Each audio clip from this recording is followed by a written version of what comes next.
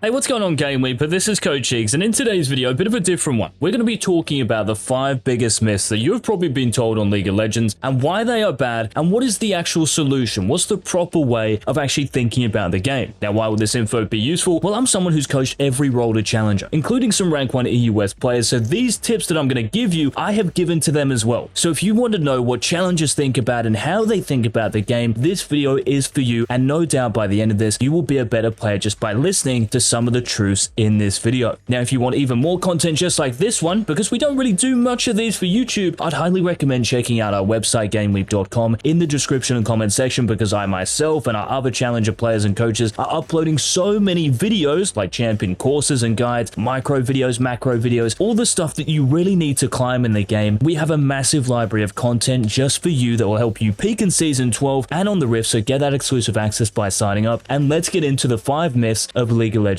Now, the first of these, the laning phase ends. So most people classify the laning phase maybe from the first minion, so 130, until about 14 minutes when the tower plates die. And you'll see this in the majority of elos. I'd even say up until about Master Elo, the laning phase ends at this point. So what I mean is that after the turret plates die, everyone just runs down the mid lane around the map like headless chickens, and it becomes a fiesta like a Howling Abyss ARAM. And sometimes this might be a viable strategy, especially if you're really fed and you win team fights, you just want to keep looking for them. But the issue with this playstyle is just the fact that this game, guys, is based on efficiency and golden experience. So if your team is missing golden experience, you really better hope that whatever you're doing is going to give you more than what you're losing. So essentially, if you're roaming around the map just fiestaing all the time, you're going to miss farm in the side lanes. That's the big downside to this. And if we think about it, those minion waves, which give you so much experience, and that is really how we scale into a game. So if you think about Azir or Kassadin or Vayne, these champions, how do they scale? By getting minions. They get to a point in the game where they have enough golden experience from that resource that then they can look to fight. But if we just fight right away, we're stalling our own progress in a sense. And if we think about it as well, from 25 minutes onwards, every single minion wave you see in a game is going to be a cannon minion wave. And cannon minions, the longer the game progresses, are actually just worth more gold. So if we think about it, the laning phase never really ends. It's not like top lane and bot lane gets shut off and there's a no entry zone. You can still play those lanes. And because they'll be worth more gold later in a game, we really have to treat it like the laning phase never ends. It's always there. Just this mindset and perspective alone is going to help you scale way more. Your CS and your OPGG will go up. You will get more fed. You will get more items. You will win more games just by thinking like this. And this is also why all of the top players in Challenger will have crazy CS numbers like 10 CS per minute. It's because they're not missing that many minion waves. Because most people in the game can last hit minions. It's not the hardest thing in the world. So why is it that Chovy has 10 CS per minute every game, but someone in Diamond only has 7 CS per minute? That's because Chovy is getting pretty much every single minion wave possible. He might miss a few minions along the way like we all do, but let's just say he could get 50 waves at a certain time in a game. He's probably going to get all 50. Someone in Diamond might get around 40, 45, and it gets lower and lower the lower you go in terms of elo. So the laning phase never ends. Put a lot of emphasis on those minion waves and you guys will 100% climb. Now, the next myth I want to talk about, and I've heard this from so many students, like going into a game, their mindset is, I just want to play safe here and scale. Now, the issue with this is that you're just hoping that your teammates don't run it down. You're basing the game off of hope. And the issue with this is obviously, well, what if your teammates don't do well? You just insta lose. So if you're not looking to gap your opponent in your lane, or maybe it's jungle versus jungle, if you're going into a game happy handshaking the lane, or you're just sitting back and hopefully getting to a point where you can play the game, you might be one of those champions like Kassadin or Vayne, like I said before. But the issue here is that you're in no position to punish the enemy's mistakes. And guess what? Even in high challenger, there are going to be mistakes made. It's not like if you pick Vayne, you just insta lose every game. So your mindset, guys, going into a game is nothing about playing safe or scaling. For sure, depending on how and where the enemy champions are playing, like as a Vayne, you're not going to run into a Draven at level 1. So of course, but what about if that Draven is sitting back and playing really passive himself? You should look to be as greedy as possible. And also, if you do end up dying because you are too greedy, you are going to learn way more from that than just sitting back and AFK. It's not going to end well regardless. Even if you do end up winning a game, you won't end up hard carrying because you have 0 kills, you have 0 presence on the map. So don't worry about playing safe. Go into your games looking to play aggressive, looking to be as greedy as possible. Take whatever the enemy champions give you. Now, myth number 3 is kind of related to this one. And this is one that lots of high reload players I've coached struggle with. So this one, matchups are predetermined. So you might know, for example, that Darius counters Camille. You might know that Lissandra counters LeBlanc. You might know that Kalista does very well against Ezreal. There are a bunch of champions that just interact better against some champions champions than others, of course. But the issue here, kind of like playing safe, is that when you go into a matchup just thinking that you auto lose, what about if that player doesn't know how to play the champion?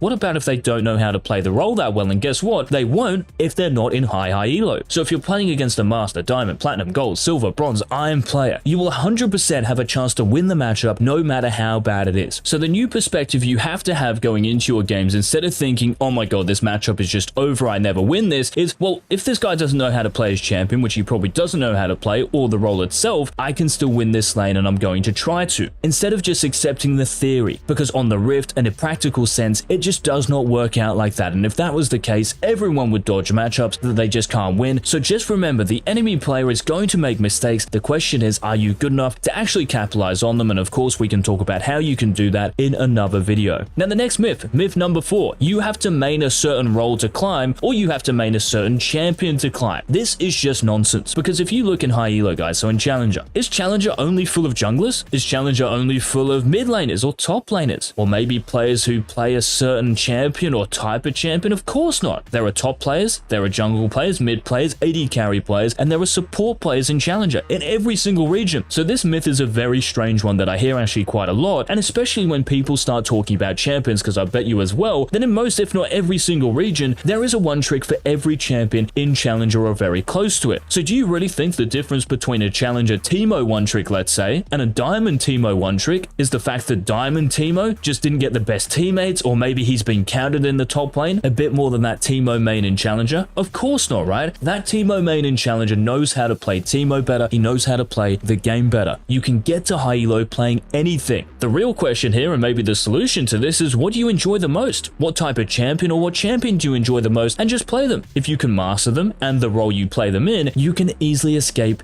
elo hell. If that wasn't the case, then everyone would be playing the same champion, the same role. All 5 roles work, all 150, 60 odd champions, they work as well. It's really just down to you as a player at the end of the day. Now, the last tip in this video, and if you guys do enjoy these types of videos, let us know by smashing that like button, and any questions, any comments, any thoughts, let us know in the comment section. And the 5th tip is draft diff. Now, I don't know how many times I've heard this, and it might be somewhat related to the other tips, but it does kind of do my head in. Because if you think that every game is decided by draft, you're thinking as if like everyone plays optimally, like it's 5 NPCs against 5 NPCs, 5 bots against 5 bots. It's not the case. Even in Challenger, drafts will certainly have a bigger impact on the outcome of a game, because players are playing at a very, very high level. So for example, a Challenger Lissandra is going to beat a Challenger LeBlanc, but that doesn't mean LeBlanc is going to have 0 opportunities, because why? Well, Lissandra is a human being. Mistakes again are going to be made. And even if it does have more of an impact in Challenger games, we have to think, well, what about in a silver game? Is it really going to be draft diff when players are just making so many errors and not playing optimally? Of course not. It is down to the players. How much do they know about the game? How much do they know about their role, their champion? Can you guys count cooldowns? What are your back timers like? Your positioning, your spacing, your communication, your map awareness, your warding? That is the stuff that matters. So draft diff can certainly apply, especially if there's a really bad matchup. Like if you blind pick Ornn and the enemy team picks something like a Camille or a Darius, yes, that is going to be harder to win, but only in the highest echelon of play. So if you're not playing in Challenger, and it might sound a little bit toxic, but you are going to have opportunities, guys, no matter what the matchup is, no matter what the team compositions are, to win a game still. So hopefully in this video, we have quashed the 5 myths that you may have heard about League of Legends. Hopefully we've kind of like recalibrated your mindset, so next time you press find match, you're raring to go and you're actually thinking about what matters rather than what other people have said and you just believe it. Think for yourselves and you will become a much better player. And until our next season 12 upload, this has been Coach Cheeks. Peace.